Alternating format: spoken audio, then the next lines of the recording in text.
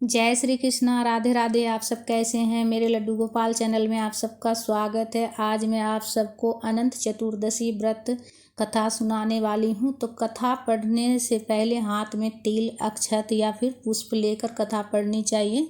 खाली हाथ कथा नहीं पढ़ी जाती है। अनंत चतुर्दशी का कथा सुनने से अनंत गुना फल की प्राप्ति होती है। तो कथा इस प्रकार से है। प्राचीन काल में एक सुमंत नाम के ऋषि हुआ करते थे और उनकी पत्नी का नाम दीक्षा था। दीक्षा ने एक सुंदर कन्या को जन्म दिया और कन्या का नाम सुशीला रखा। लेकिन कुछ ही अरसे के बाद सुशीला की मां का देहांत हो गया। अब ऋषि को अपनी बच्ची की लालन पालन की चिंता होने लगी, तो उन्होंने दूसरा विवाह करने का निश्चय किया। उनकी दूसरी पत्नी का नाम कर्कशा था।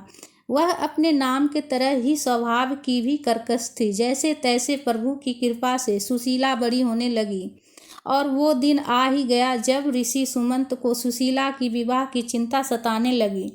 काफ़ी प्रयासों के बाद कौंडिन्य ऋषि से सुशीला का विवाह हो गया, लेकिन शादी के बाद भी सुशीला को दरिद्रता का सामना करना पड़ा, जंगलों में भटकना पड़ा। एक दिन उन्होंने देखा कुछ लोग अनंत भगवान की पूजा कर रहे हैं और हाथ में अनंत रक्षा सूत्र बांध रहे हैं। सुशीला ने उन लोगों से अनंत भगवान की महत्व को जानकर पूजा की विधि विधान पूछा और उसका पालन करते हुए अनंत रक्षा सूत्र अपने कलाई पर बांध लिया।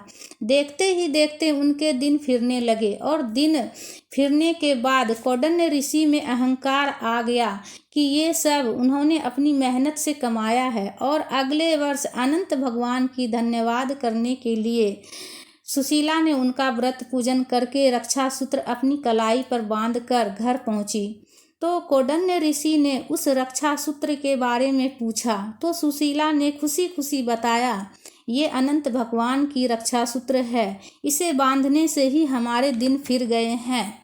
इस पर कौंडिन्य ऋषि ने खुद को अपमानित महसूस किया। उन्होंने कहा, ये सब मेरी मेहनत का फल है, ना कि इस रक्षा सूत्र का। उन्होंने उससे उस रक्षा सूत्र को उतारवा दिया। इससे अनंत भगवान क्रोधित हो गए और देखते ही देखते कौंडिन्य ऋषि के पास जो कुछ भी था वो सब समाप्त हो गया, नष्ट हो गया। और उसके बाद कौंडिन्य ऋषि को एक विद्वान ऋषि ने उनके गलती का एहसास कराया और पश्चाताप करने को कहा। लगातार 14 वर्षों तक अनंत चतुर्दशी का उपवास रखने के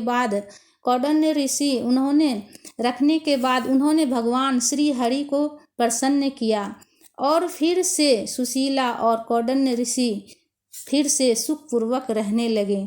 तो ये थी अनंत चतुर्दशी की कथा। तो कथा पढ़ने के बाद हाथ में जो तिल है वो प्रभु के चरणों में अर्पित करेंगे। कथा संपूर्ण हुआ।